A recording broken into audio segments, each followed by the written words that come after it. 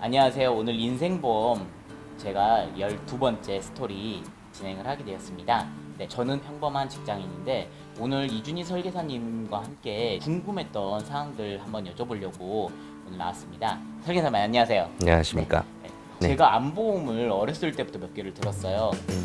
가끔 보면은 중복돼서 가입되는 게 있더라고요. 네. 예를 들어서 A 보험사의 진단비가 3천만 원짜리가 있다. 근데 네. B 보험사에서 2천만 원짜리가 중복으로 돼 있는데 중복으로 수령이 되는지 그걸 한번 여쭤보려고 나왔어요.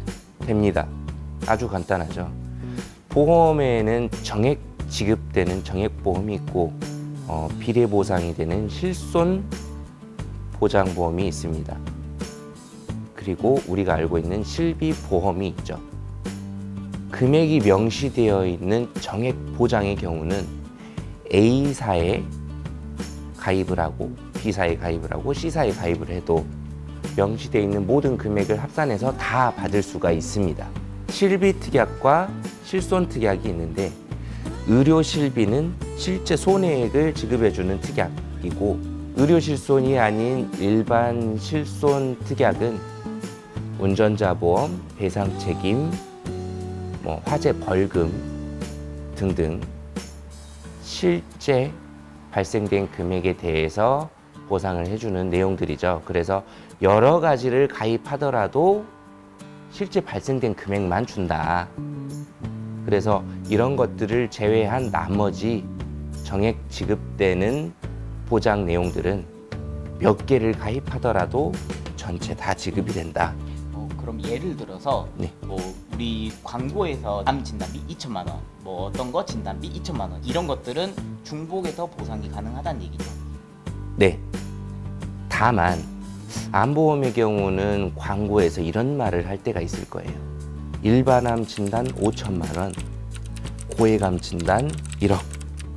이렇게 하면 일반인들은 내가 일반암을 걸리고 5천만 원을 받고 나서 고액암이 걸리면 1억이 나오겠구나. 이렇게 생각하시는 분들이 있는데 그렇지는 않습니다. 고액암 진단 1억이라는 말은 일반암 진단 5천만 원을 포함하고 있는 내용으로 설계되는 경우가 많기 때문이죠. 그래서 일반암 진단을 5천만 원을 받고 나면 그 후에 고액암이 재발이 됐다. 이럴 때는 5천만 원을 제외한 나머지 5천만 원만 지급이 됩니다. 광고에 현혹되시면 안 된다. 그리고 사실 저는 고액암에 대해서 따로 가입을 시키거나 그러진 않아요. 고액암이 걸릴 확률이 그렇게 높지는 않습니다. 그리고 암이 시작되는 부위는 보통 소외감에 해당하는 유방암, 생식기암, 대장점막내암, 갑상선암, 경계성종양 이런 유사암이나 소외감에 해당하는 부분에서 처음 시작을 하거나 아니면 일반암으로 해당되는 장기 내에 있는 암들로 시작을 해서 고액암으로 전이되는 경우가 상당히 다수죠. 그래서 저는 일반암이 발생됐을 때 충분하게 치료를 하고 요양을 할 수 있게끔 일반암 진단금을 최대치로 권유를 해드립니다. 그래야지 재발이 되지 않겠죠. 전이가 돼서 고액암이나 다시 일반암이 생겼다. 이런 경우에는 안타깝지만 치료가 쉽진 않습니다.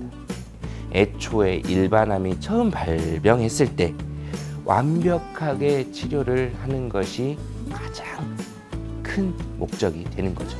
그러면은 저희같이 보험을 아무것도 잘 모르는 사람들이 중복 수령이 되는 것과 아닌 것의 차이를 어떻게 하면 아주 쉽게 알 수 있을까요? 실손 보장 되는 특약들은 그렇게 많진 않아요. 운전자 보험의 벌금, 형사합의금, 변호사 선임비, 대물 벌금. 대물 벌금이라는 것은 예를 들어서 공공시설을 해쳤을 때 나오는 벌금 이런 거를 말하나요? 그렇죠.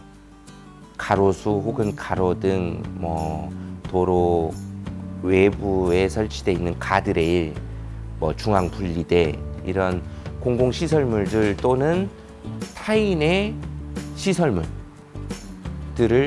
크게 훼손을 했을 경우에는 벌금이 나오게 되는데 그런 대인 벌금은 최대 500만 원 한도로 설정이 되기 때문에 중복 보상이 안 되고 실비 보상이 된다라고 보시면 되고, 일상생활 배상책임보험 특약, 그리고 가족 일상생활 배상책임보험 특약, 그리고 자녀 배상책임 특약, 이런 것들도 여러 개를 드러나도 실제 발생한 금액만큼만 지급이 된다라고 보시면 됩니다. 그리고 그 외에 화재 벌금 같은 경우도 실제 벌금액이 나온 만큼만 지급이 되고요.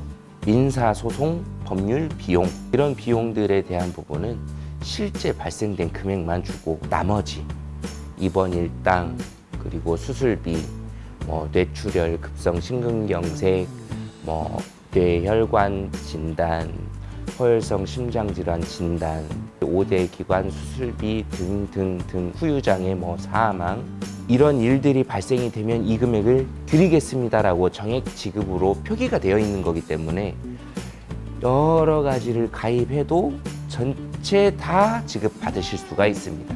금액이 확정된 것들은 중복보상으로 대체로 생각을 하고, 그다음에 금액이 확정이 안 된 것들은 대체로 비례보상으로 생각을 하면은 더 좋지 않을까라는 생각을 해봤는데요. 일반인 분들께서 그리고 나는 보험에 대해서 정말 잘 안다 라고 자부하시는 분들 상당히 많이 계실 텐데요.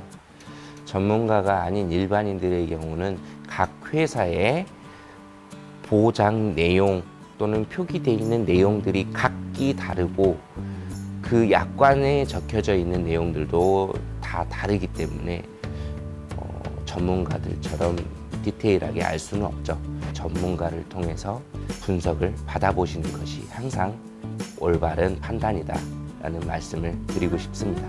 네, 오늘 되게 좋은 정보 감사합니다. 앞으로도 보험을 만약에 가입을 하거나 제가 보험 약관을 봤을 때 확실히 더 잘 알 수 있는 계기가 된 것 같아요. 오늘 영상은 여기까지 마치고 다음 영상에서 또 뵙겠습니다. 네, 감사합니다. 감사합니다.